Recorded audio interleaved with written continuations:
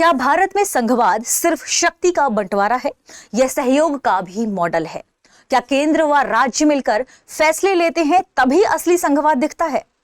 हाल ही में जस्टिस बीवी नागरत्ना ने 4 अप्रैल को महत्वपूर्ण बात कही है जो भारत के संघवाद से जुड़ी है।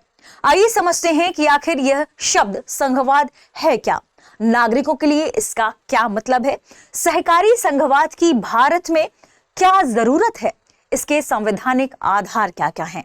आगे बढ़ने से पहले आपके लिए एक महत्वपूर्ण सूचना है। अगर आप घर बैठे यूपीएससी की तैयारी करना चाहते हैं तो दृष्टि आईएएस लेकर आया है एक बहुत ही शानदार कोर्स जिसका नाम है studio GS foundation live online course.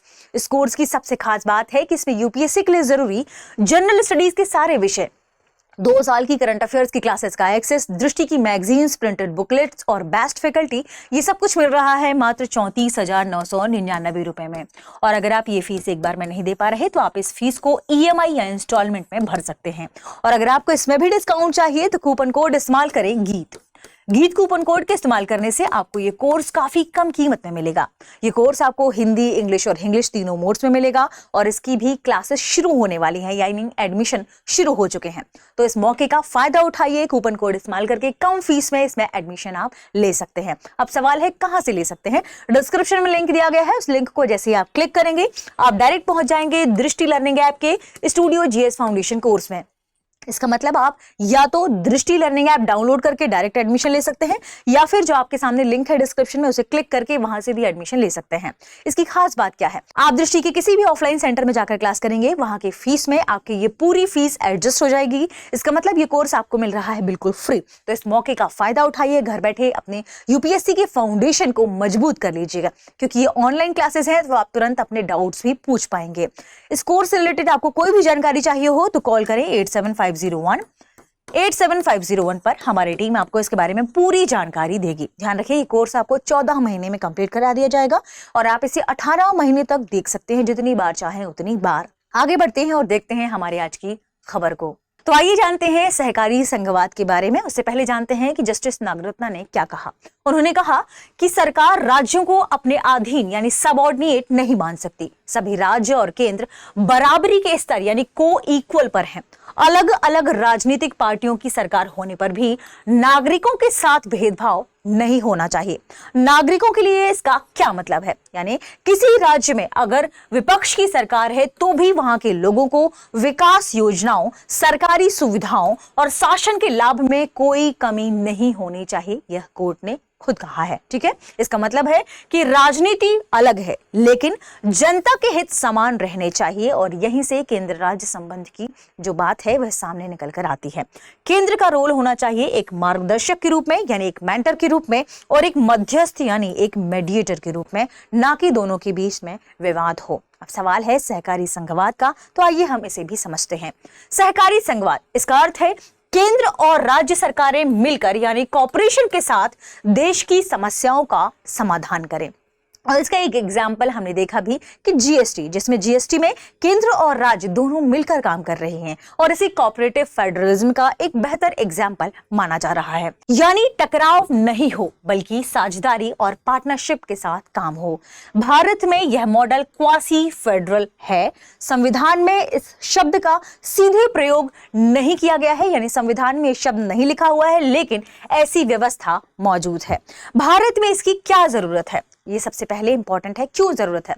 दरअसल विविधता, भारत में भाषाई विविधता है, सांस्कृतिक विविधता मौजूद है और अलग अलग राज्यों में अलग अलग तरीके की मान्यताएं मौजूद हैं। ऐसे में भाषा, संस्कृति और क्षेत्र अलग अलग हैं, इसलिए ही हमें एक तरह की नीति अपनाने से बचना चाहिए। अलग अलग स्थान पर अलग अलग तरीके की नीति अपनानी चाहिए, जो कि फेडरलिज्म का एक एग्जाम्पल है, संघवाद का एक एग्जाम्पल है। सामाजिक न्याय, राज्यों को अधिकार देकर सभी की आवाज को शामिल करना भी इसी का एग्जाम्पल माना जाता है।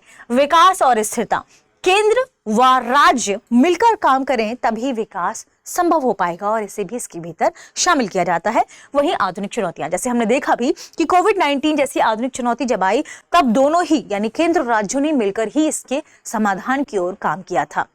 बात कर लेते हैं कि कोऑपरेटिव फेडरलिज्म का संवैधानिक प्रावधान कहां कहां पर है। तो देखिए, सीधे शब्द इस्तेमाल नहीं हुआ है, लेकिन अनुच्छेद 246 प्लस 7वीं अनुसूची में शक्तियों का विभाजन मौजूद है, जो कोऑपरेटिव फेडरलिज्म के एग्जाम्पल के तहत देखा जा सकता है। इसके अलावा अनुच्छेद 263 की बात करें, जिसमें अंतर राज्य परिषद की बात कही गई है, तो यह भी अप्रत्यक्ष रूप से आप मान सकते हैं कि कोऑपरेटिव फेडरलिज्म के भीतर आएगा। अगला है अनुच्छेद 262, जल विवाद का समाधान। अगला है राज्यसभा, अनुच्छेद 80, राज्यों का प्रतिनिधित्व, जो अपने आप में इस ओर इशारा करता है कि हाँ, केंद्र महत्वपूर्ण कड़ी है जो राज्यों के लिए मार्गदर्शक के रूप में काम करेगी। ठीक है, ध्यान रखें। सहकारी संघवाद के एग्जाम्पल क्या है? सबसे पहले है नीति आयोग। नीति आयोग एक टीम इंडिया कंसेप्ट को लेकर काम कर रही है, जिसने राज्यों को भी अपने नीति निर्माण में शामिल किया है और शामिल यह करता है। तो एक एग्जाम्पल आपने नीति आयोग देखा। दूसरा है जीएसटी काउंसिल। केंद्र प्लस राज्य मिलकर टैक्स तय करते हैं, और ये कोऑपरेटिव फेडरलिज्म में आप कह सकते हैं कॉर्पोरेट का सबसे बड़ा उदाहरण माना जाता है। और तीसरा है सेंट्रली स्पॉन्सर्ड स्कीम यानी CSS, जिसमें जो पैसा है, धन है, वह मुहैया कराती है सेंटर, जिसे आप कह सकते हैं केंद्र सरकार, प्लस लागू कौन करता है? स्टेट यानी राज्य। तो इसे भी कोऑपरेटिव फेडरलिज्म का एक अच्छा एग्जाम्पल माना जाता है। ठीक है, कुल मिलाकर हम क्या कह सकते हैं कि भारत का संघवाद तभी मजबूत रहेगा जब केंद्र और राज्य बराबरी से काम करें, राजनीति से इतर ये ऊपर उठकर जनता के हित को सर्वोपरि माने, इन्हें प्राथमिकता दें, और जब भी कोई विवाद हो तो इसे शांतिपूर्ण तरीके से निपटाएं, इसका समाधान करें। आगे बढ़ते हैं और देखते हैं हमारी आज के प्रश्न को। सहकारी संघवाद यानी कोऑपरेटिव फेडरलिज्म का मुख्य उद्देश्य क्या है? ऑप्शन ए, राज्यों को केंद्र के अधीन रखना। ऑप्शन बी, केंद्र और राज्यों के बीच टकराव को बढ़ाना। ऑप्शन सी, केंद्र और राज्यों के बीच सहयोग बढ़ाना। ऑप्शन डी, केवल केंद्र को शक्तिशाली बनाना। इस प्रश्न का सही जवाब कमेंट सेक्शन में देना ना भूलें। मिलते हैं अगले वीडियो में। शुक्रिया। अब एग्जाम की तैयारी को और बेहतर करने के लिए हमारे चैनल को लाइक, शेयर और सब्सक्राइब करना ना भूलें।